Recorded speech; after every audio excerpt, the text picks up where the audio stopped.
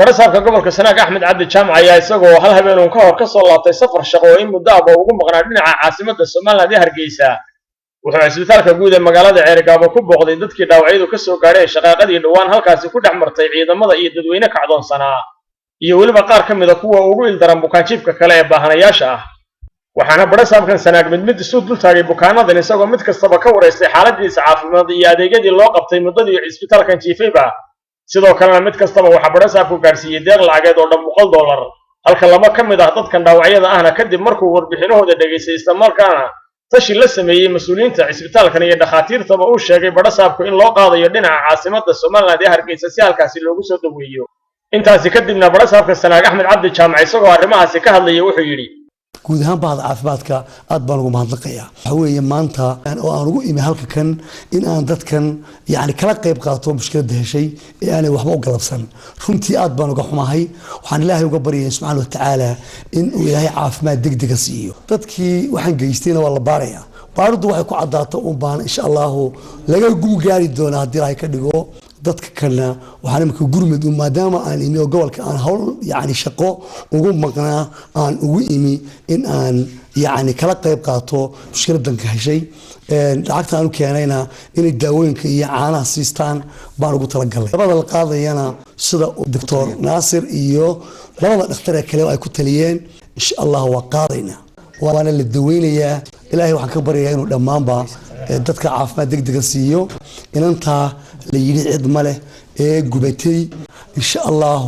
Ilaahay waxaan ka baryayaa Ilaahay caafimaad degdeg ah inuu siiyo intaana iyada kaga hari maayee waan insha Allah ka waran doonaa xaaladeeda hadii Ilaahay ka dhigo dadka muxsiniinta ah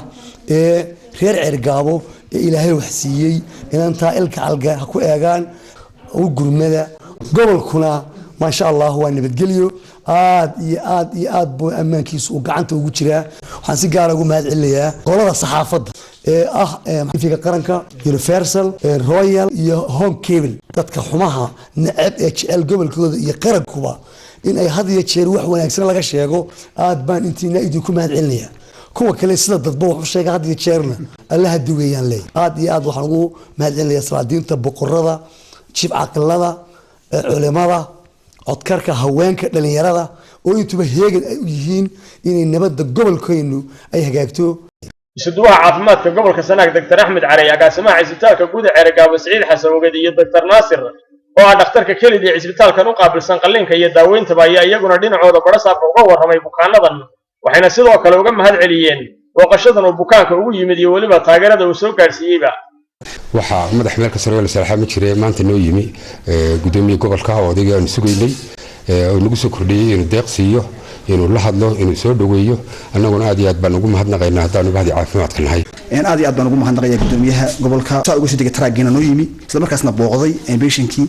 qaar kale oo aan dhibaatooyin gaadheen qudhooda caawiyay oo isbitaalka hore u jiifay oo aad u dara oo buur patient aha aad baan gudoomiyaha ku mahadnaqaynaa sida wanaagsan aad noo soo ajiibtay iyo sida wanaagsan aad soo booqatay isbitaalka guud ahaan dadkii ku dhaawacmay shaqaqadii maalinta dhawta dhacday waxay noqonayaan 9 iyo 3 dhaawacyo fudud ahaayoo markiiba iyagu baxay 12 waxay markaa halkan ku sugan 6 intii kale dhammaan way baxeen 6dan laba ka mid ah waxay u baahdeen in la gudbiyo oo loo gudbiyo takhasus intan ka sii sareeya guud ahaan inta kala soo hadhay aad iyo aad buu fiican yihiin dadkan dhaawacyada ayaa iyaguna sidan oo kale barasaabka Sanaag uga mahad celiyay booqashadiisan iyo taakulada uu soo gaarsiiyay waxaan nahay culkii maanta dhaawac soo gaar aad iyo aad baan u fiicannahay waan fiicannahay dhaqaatiirta iyo dadweynaha buu mahadnaqaynaa waxaan mahadnaqayaa barasaabka gobolka hore dhaawac uu soo gaadhay shaqaaqadii ahaana askari ciidan qaran gudoomiyaha gobolka hadii uu yimi aad baan ugu mahadnaqayaa aad baan dareenkayga iyo caafimaadkayga wanaagsan yahay ku maatay gudoomiyaha boqoshada ugu soo boqday cusbitaalka anagu dhaawacii shalay in shaqaqa ku soo gaadhay meesha dhaawaciguna aad iyo aad buu leeyahay wala fiicanahay waxaan mahadnaqayaa barasaabka iyo dhaqaatiirta iyo cidii